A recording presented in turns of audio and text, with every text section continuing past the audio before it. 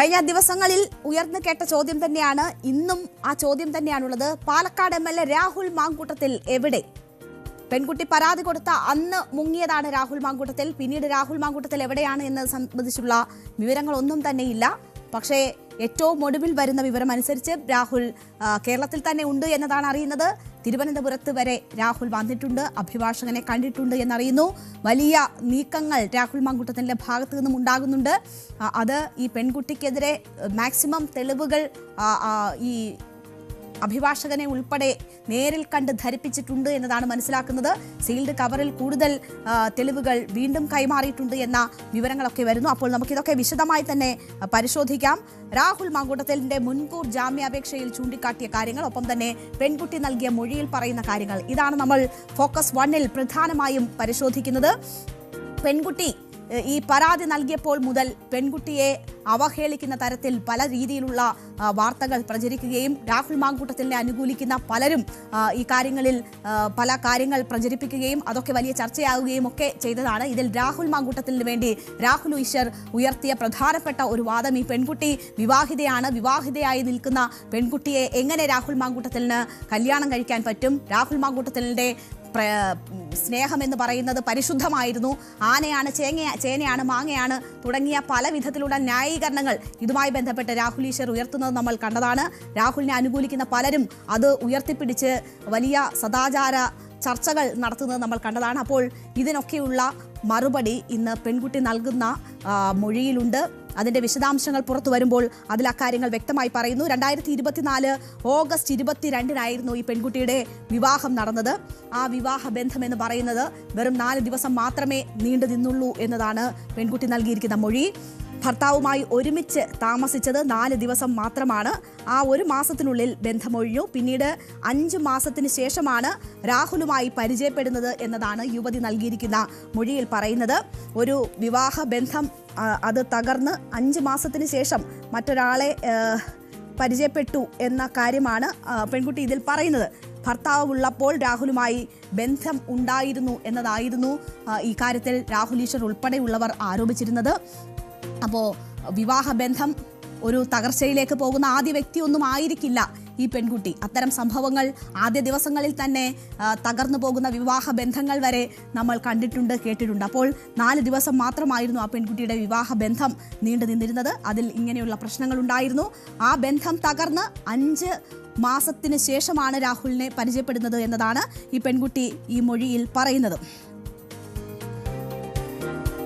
ഈ രാഹുൽ മാങ്കൂട്ടത്തിൽ ഈ വിഷയവുമായി ബന്ധപ്പെട്ട്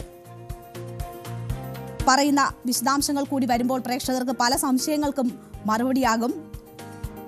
രാഹുലിനെ പരിചയപ്പെട്ടത് ആദ്യ വിവാഹം ഒഴിഞ്ഞ ശേഷമാണ് എന്നത് ഈ പെൺകുട്ടി മൊഴിയിൽ പറയുന്നത് നമ്മൾ കേട്ടുകഴിഞ്ഞു. 4 ദിവസം മാത്രമാണ് ഒരുമിച്ച് താമസിച്ചതെന്ന് പെൺകുട്ടി വ്യക്തമാക്കി. രാഹുലുമായി പരിചയപ്പെടുന്നത് വിവാഹബന്ധം ഒഴിഞ്ഞ് 5 മാസത്തിന് ശേഷമാണ്. വിവാഹിതയ്ക്ക് എങ്ങനെ വിവാഹ വാഗ്ദാനം നൽകുമെന്ന രാഹുലിൻ്റെ വാദം ഒക്കെ പൊളിച്ചെടുക്കുന്നതാണ് ഈ പെൺകുട്ടിയുടെ മൊഴി എന്നത് നമ്മൾ കണ്ടു കഴിഞ്ഞു. യുവതി വിവാഹിതയാണ് എന്ന കാര്യം രാഹുലിന് അറിയുമായിരുന്നില്ല. രാഹുൽ അതറിയാതെയാണ് ആ പെൺകുട്ടിയുമായി ബന്ധപ്പെടുന്നത് എന്നതായിരുന്നു രാഹുൽ ഈശ്വർ ഉയർത്തിയ മറ്റൊരു വാദം. പക്ഷേ രാഹുൽ ഈശ്വറിൻ്റെ ഈ വാദത്തെ രാഹുൽ മാങ്കൂട്ടത്തിലിൻ്റെ ജാമ്യ ഹർജിയിൽ തന്നെ തള്ളിക്കളയുന്നുണ്ട്. ഈ പെൺകുട്ടി വിവാഹിതയാണെന്ന കാര്യം അറിയാം എന്നത് രാഹുൽ മാങ്കൂട്ടത്തിലിൻ്റെ ജാമ്യ ഹർജിയിൽ പറയുന്നുണ്ട്.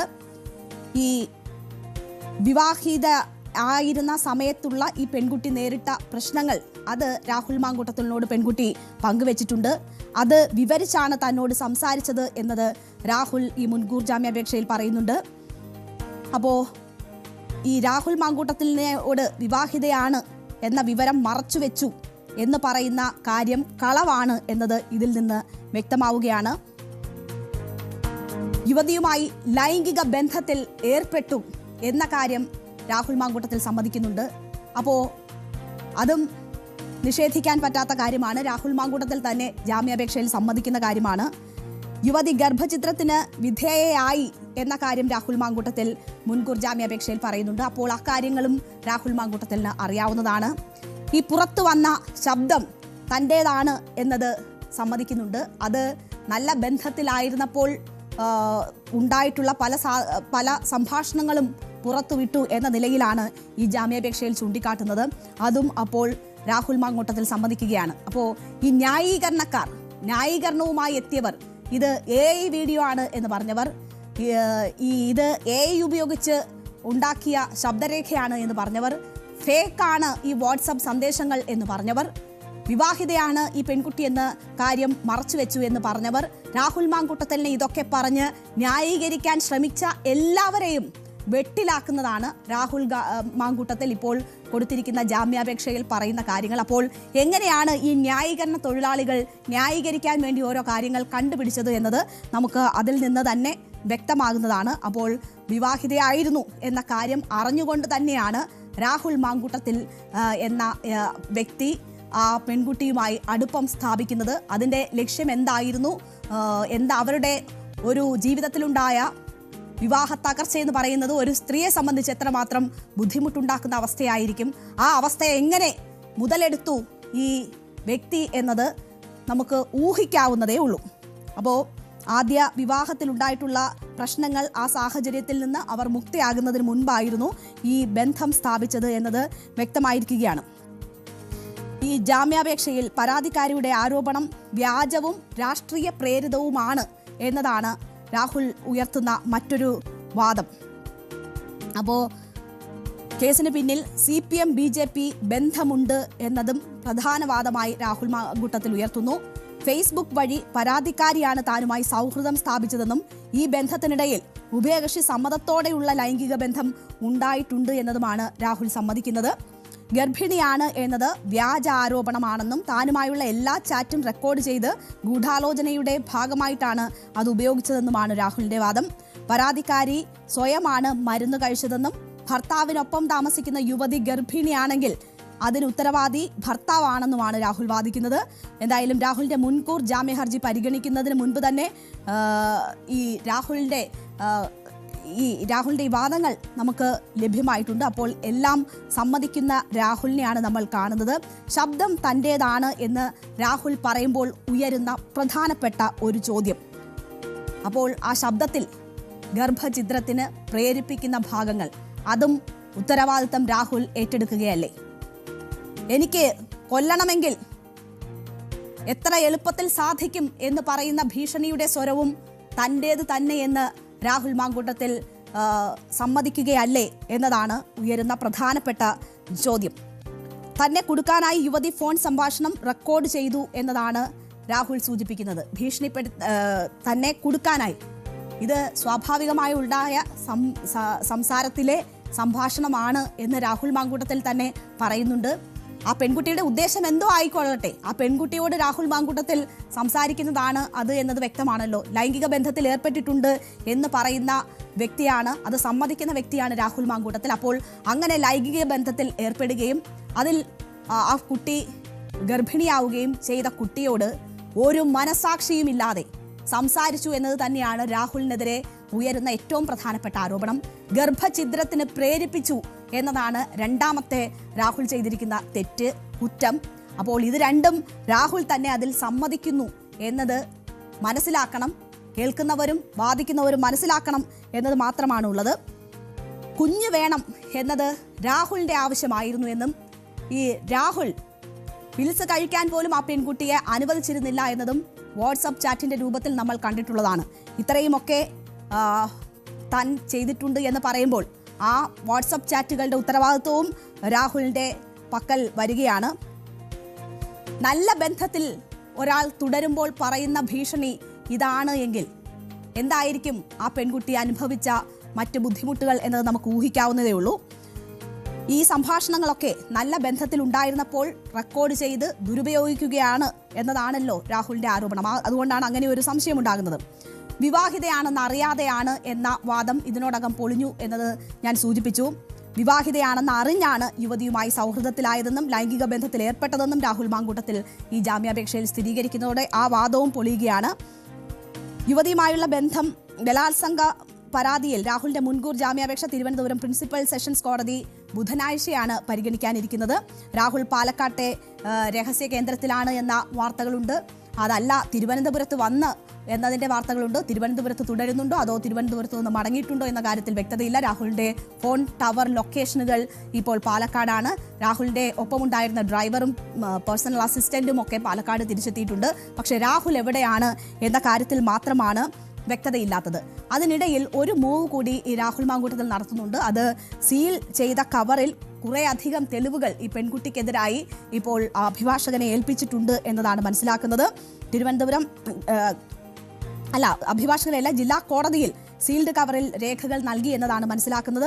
9 തെളിവുകളാണ് ഈ കോടതിയിൽ രാഹുൽ മാങ്കൂട്ടത്തിൽ ഇപ്പോൾ അഭിഭാഷകൻ മുഖേന കൈമാറിയിരിക്കുന്നത്.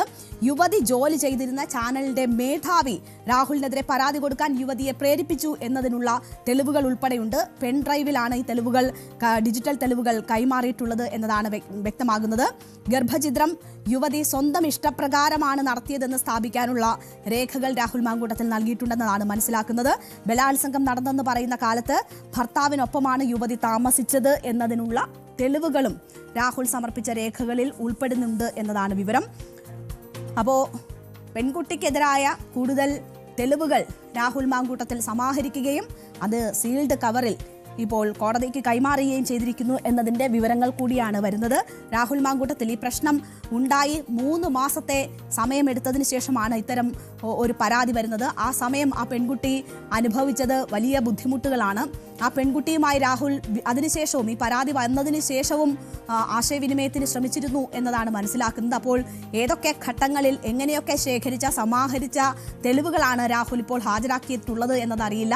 നമുക്കറിയാം, ഈ പ്രതിയെ സംബന്ധിച്ച് 3 മാസത്തെ കാലയളവ് ഈ ആരോപണം ഉയർന്നതിന് ശേഷം ലഭിച്ചിട്ടുണ്ട് എന്നത് വളരെ പ്രധാനപ്പെട്ടതാണ്. അപ്പോൾ അതിനുള്ള വിവരശേഖരണത്തിനോ അല്ലെങ്കിൽ ഫേക്കായിട്ടോ അല്ലാതെയൊക്കെ വിവരങ്ങൾ ഉണ്ടാക്കാനോ ഒക്കെയുള്ള മതിയായ ഒരു സമയം രാഹുൽ മാങ്കൂട്ടത്തിൽ ലഭിച്ചിട്ടുണ്ട്. MLA സ്ഥാനത്ത് തുടരുന്ന വ്യക്തിയാണ്. ആ പാർട്ടിയിലെ തന്നെ മുതിർന്ന നേതാക്കളെടുത്ത നിലപാടുകളെ പോലും വെല്ലുവിളിച്ചുകൊണ്ട് രാഹുൽ മാങ്കൂട്ടത്തിൽ വരുന്നതൊക്കെ നമ്മൾ കണ്ടതാണ്. അപ്പോൾ അധികാരം ഏതൊക്കെ തരത്തിൽ പ്രയോഗിക്കാൻ കഴിയുന്ന സംഘത്തിലെ വ്യക്തിയാണ് രാഹുൽ മാങ്കൂട്ടത്തിൽ എന്നത് ഈ 3 മാസക്കാലം നമുക്ക് മുന്നിൽ കാണിച്ചു തന്നിട്ടുണ്ട്. ആ രാഹുൽ മാങ്കൂട്ടത്തിൽ പുറത്തുനിന്ന് എന്തൊക്കെ ഉണ്ടാക്കിയിട്ടുണ്ട് തെളിവുകൾ എന്നത് നമുക്കറിയില്ല. എന്തായാലും സീൽഡ് കവറിൽ അത് കോടതിക്ക് കൈമാറിയിട്ടുണ്ട് എന്നതാണ് മനസ്സിലാക്കുന്നത്. അപ്പോൾ ഒരു അറസ്റ്റ് ഒഴിവാക്കാനുള്ള എല്ലാ സാഹചര്യങ്ങളും നിയമപരമായി തേടുകയാണ് രാഹുൽ മാങ്കൂട്ടത്തിൽ ചെയ്തിരിക്കുന്നത്. അതിന് കൃത്രിമമായിട്ടുള്ള വഴികളും തേടിയിട്ടുണ്ടോ അല്ലെങ്കിൽ കൃത്രിമ തെളിവുകൾ ഉണ്ടാക്കിയിട്ടുണ്ടോ, സാഹചര്യങ്ങൾ ഉണ്ടാക്കിയിട്ടുണ്ടോ എന്നൊന്നും നമുക്ക് വ്യക്തതയില്ല. എന്തായാലും അതൊക്കെ ഇപ്പോൾ സീൽഡ് കവറിൽ കോടതിയുടെ മുന്നിൽ എത്തിച്ചിരിക്കുന്നു എന്നതാണ് മനസ്സിലാക്കുന്നത്. ഇപ്പോൾ മറ്റൊരു സംശയം ഇതുമായി ബന്ധപ്പെട്ട് ഉയരുന്നത്, രാഹുൽ മാങ്കൂട്ടത്തിനെതിരെ പരാതി ലഭിച്ചിട്ട് ഇത് 3-ാം ദിവസമാണ്. രാഹുൽ മാങ്കൂട്ടത്തിന്റെ അറസ്റ്റ് ഉടനുണ്ടാകും എന്ന സൂചനകളൊക്കെ ആയിരുന്നു വന്നുകൊണ്ടിരുന്നത്. രാഹുൽ മാങ്കൂട്ടത്തിൽ ഒളിവിലാണ് എന്ന വിവരങ്ങൾ വന്നു. പക്ഷേ രാഹുൽ മാങ്കൂട്ടത്തിൽ ഒളിവിൽ പോയിട്ടില്ല, പാലക്കാട്ടോ തിരുവനന്തപുരത്തോ ഉണ്ട് എന്നതിൻ്റെ വിവരങ്ങളാണ് വരുന്നത്. നിശ്ചയമായും തിരുവനന്തപുരത്ത് വന്ന് മടങ്ങി എന്നതിൻ്റെ സൂചനകളുണ്ട്. അഭിഭാഷകനെ നേരിൽ കണ്ട് തന്നെ വിവരങ്ങൾ ധരിപ്പിച്ചാണ് രാഹുൽ മാങ്കൂട്ടത്തിൽ മടങ്ങിയത് എന്നതാണ് മനസ്സിലാകുന്നത്. ആ സാഹചര്യത്തിൽ തലസ്ഥാനത്ത് ഈ അന്വേഷണ സംഘത്തിന്റെ കൺമുന്നിൽ വന്ന് മടങ്ങിപ്പോയതിനു ശേഷവും രാഹുൽ മാങ്കൂട്ടത്തിന്റെ അറസ്റ്റ് എന്തുകൊണ്ട് ഉണ്ടാകുന്നില്ല എന്നൊരു ചോദ്യം വളരെ പ്രസക്തമായി ഉയരുകയാണ്. ഈ ലുക്കൌട്ട് നോട്ടീസ് ഉൾപ്പെടെ നൽകിക്കൊണ്ട് രാഹുൽ മാങ്കൂട്ടത്തിൽ വിദേശത്തേക്ക് കടക്കാനുള്ള സാധ്യതയും സാഹചര്യങ്ങളുമൊക്കെ അന്വേഷണ സംഘം ഒഴിവാക്കിയിരുന്നു. പക്ഷേ ആ രാഹുൽ മാങ്കൂട്ടത്തിനെ എന്തുകൊണ്ട് അറസ്റ്റ് ചെയ്യുന്നില്ല അല്ലെങ്കിൽ അറസ്റ്റ് വൈകുന്നുണ്ടോ എന്നൊരു ചോദ്യം കൂടി ഇവിടെ ഉയരുന്നുണ്ട്. പല വിധത്തിലുള്ള രാഷ്ട്രീയ സാഹചര്യങ്ങളുമൊക്കെ അതിന് കാരണമാകുന്നുണ്ടോ എന്ന സംശയമുണ്ട്. നമുക്കറിയാം, പല ലൈംഗിക പീഡന കേസുകളുമായി ബന്ധപ്പെട്ടുള്ള സാഹചര്യങ്ങൾ നോക്കിയാൽ അന്വേഷണ സംഘം ഈ പ്രതികൾക്ക് അവർക്ക് മുൻകൂർ ജാമ്യം തേടാനുള്ള അവസരം നൽകുന്നത് നമ്മൾ കണ്ടിട്ടുള്ളതാണ്. പല കോടതികളിൽ എത്തി മുൻകൂർ ജാമ്യം തേടി ഈ പ്രതികൾ സേഫ് ആകുന്നത് വരെ അന്വേഷണ സംഘം ഉറക്കം നടിക്കുന്നത് നമ്മൾ കണ്ടിട്ടുള്ളതാണ്. സമാനമാണോ രാഹുൽ മാങ്കൂട്ടത്തിൽ വിഷയത്തിലും അന്വേഷണ സംഘത്തിന്റെ നീക്കമെന്ന സംശയം ഉണ്ടായി പോകുന്നുണ്ട് ഈ കാര്യങ്ങൾ കാണുമ്പോൾ. കാരണം രാഹുൽ മാങ്കൂട്ടത്തിൽ ഒളിവിൽ പോയിട്ടില്ല, ഇവിടെയൊക്കെ തന്നെ വിലസുന്നുണ്ട്, അഭിഭാഷകരെ കാണുന്നുണ്ട്, പെൺകുട്ടിയെ കൊടുക്കാനുള്ള കൂടുതൽ തെളിവുകൾ എത്തിക്കുന്നുണ്ട്. അത് കോടതിക്ക് സീൽഡ് കവറിൽ കൈമാറിയിട്ടുണ്ട്. ഏത് വിധേനയും ഒരു മുൻകൂർ ജാമ്യം തേടുക എന്നതാണ് രാഹുൽ മാങ്കൂട്ടത്തിന്റെ നീക്കം എന്നത് മനസ്സിലാകുന്നു. അപ്പോൾ അതിന് പരമാവധി സമയം രാഹുൽ മാങ്കൂട്ടത്തിന് നൽകുക എന്നതാണോ അന്വേഷണ സംഘം ഉദ്ദേശിക്കുന്നത് എന്ന സംശയം കൂടിയാണ് ഇവിടെ ഉയരുന്നത്.